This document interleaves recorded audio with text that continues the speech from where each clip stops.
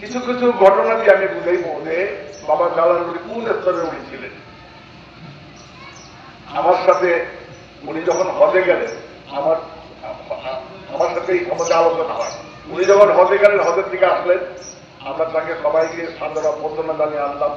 পরের দিন যখন সব শান্ত হলো, বাবা জালালউদ্দিন আমাকে ডাকলেন, আমিও তার সামনে বসলাম। জিজ্ঞাসা করলাম, বাবা যান হজে গেলেন? আমি কিন্তু তখন হজে যাই নাই।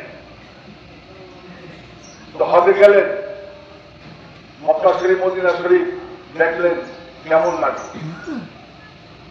জালালউদ্দিন বাবা বলেন, মক্কা মদিনা হলে ওলি আল্লাহদের রাজধানী, ওলি আল্লাহদের রাজধানী।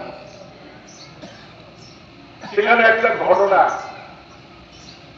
সারা জাহানের কুল কায়নাতের শ্রেষ্ঠ তিনি হলেন আমাদের মহানবী মুহাম্মদ রাসূলুল্লাহ সাল্লাল্লাহু আলাইহি ওয়াসাল্লাম।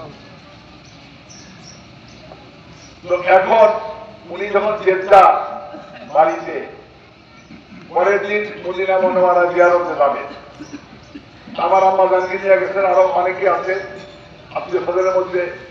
সবাইকে বললেন আমরা সন্ধ্যার সময় একটু মিলাদ করবো। উনি নিজেই নিশ্চিত খবর পাঠ করলেন, নিজে দুধ দিয়ে।